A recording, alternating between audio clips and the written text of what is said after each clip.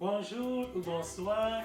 J'aimerais méditer la parole de Dieu avec toi sur le thème Sois un buisson qui brûle mais qui ne se consume pas. Sois un buisson qui brûle mais qui ne se consume pas. Dans la vie de tous les jours, il y a des moments difficiles où tu es accablé de problèmes, où rien ne marche parce que les difficultés ne cessent de s'abattre sur toi à tout moment. Tout ce que tu entreprends échoue, rien ne marche comme tu veux, ta famille est agitée par des difficultés, des divisions et des luttes, ton foyer est déstabilisé par des incompréhensions avec ta femme ou ton mari, tes affaires ne marchent pas et même dans ton lieu de service, tu es menacé de renvoi. Et pour le comble, même ta santé physique est minée chaque jour par des maladies. Bref, c'est comme si le ciel était tombé sur la tête. Que faire?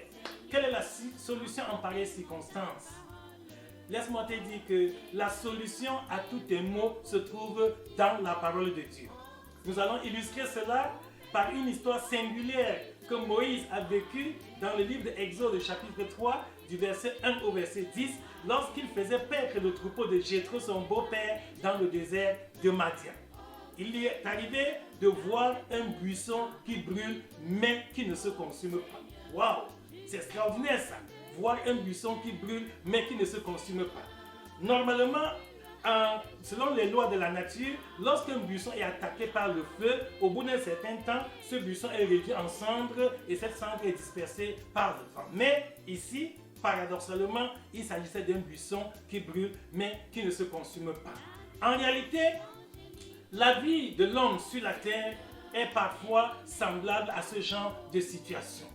C'est-à-dire qu'à l'exemple de ce buisson, ta vie est attaquée par le feu des persécutions, le feu des difficultés, le feu des tribulations, le feu des injures, des calomnies qui s'abattent dans tous les domaines de ta vie. Mais toutefois, résiste. Tiens ferme, ne te laisse pas décourager, ne te laisse pas ébranler, ni intimider, ni refroidir par l'adversité. Ainsi, tu seras comme un buisson qui brûle, mais qui ne se consume pas. Ne permets pas que ces problèmes fassent refroidir ta foi, que cela ne te fasse pas rétrograder. N'abandonne pas l'église, ne délaisse pas la prière. Continue à méditer la parole de Dieu et à garder une bonne relation personnelle avec Dieu. Ainsi, tu seras comme un buisson qui brûle, mais qui ne se consume pas. Et un jour, ton jour s'élèvera. Dieu t'utilisera pour démontrer sa gloire devant tes contemporains. D'ailleurs, le Seigneur Jésus n'est pas surpris par ce qui t'arrive.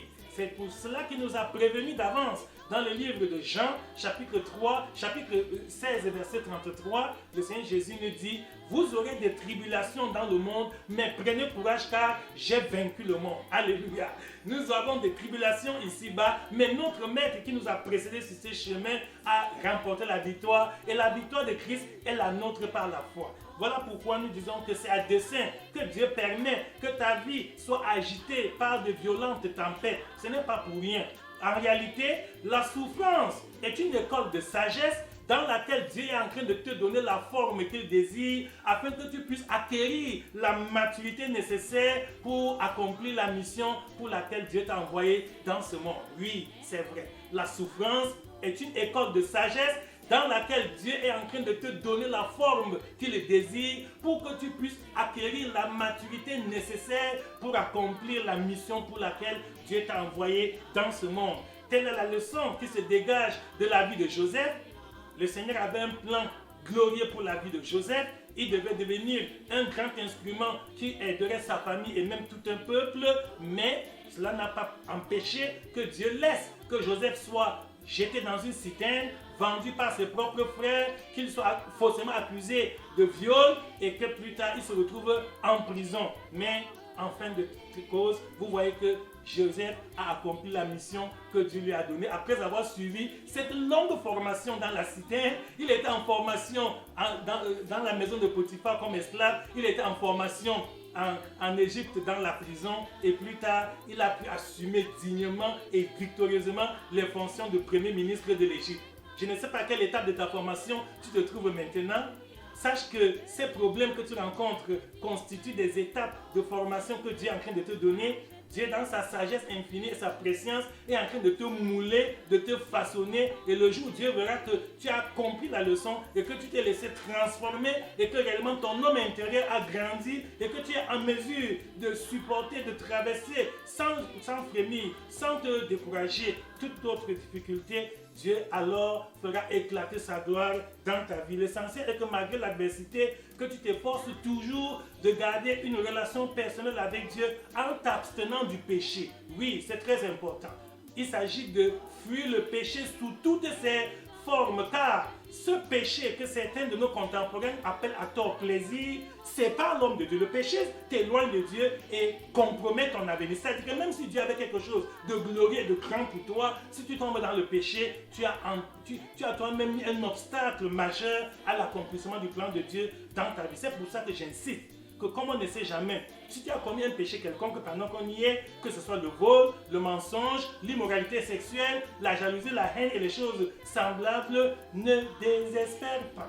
Ne te décourage pas. Il n'est pas trop tard pour toi. Tu peux encore recommencer une nouvelle vie avec le Seigneur. Tu peux prendre un nouveau départ avec Jésus. L'essentiel, c'est comme il a dit, que si nous confessons nos péchés, il est fidèle et juste pour nous les pardonner et pour nous purifier de toute iniquité. Donc, voici le moment favorable. Si ta conscience te juge, si tu te reproches d'avoir commis un péché quelconque, hâte-toi de te repentir et manifeste ta conversion en menant une vie digne de l'évangile. Ainsi, ta vie reflètera l'image d'un buisson qui brûle mais qui ne se consume pas. Et si en dehors de cette étape, tu traverses aussi d'autres difficultés, comme par exemple l'apôtre Paul dit dans 2 Corinthiens, chapitre 7, verset 5, qu'il était affligé de toute manière, lutte au dehors, crainte dedans. Qu'est-ce que Paul appelle les luttes au dehors? Ce sont les outrages, les injures que nous recevons de la part des païens qui ne connaissent pas Dieu. Ça, c'est les luttes au dehors et c'est même très facile à surmonter habituellement.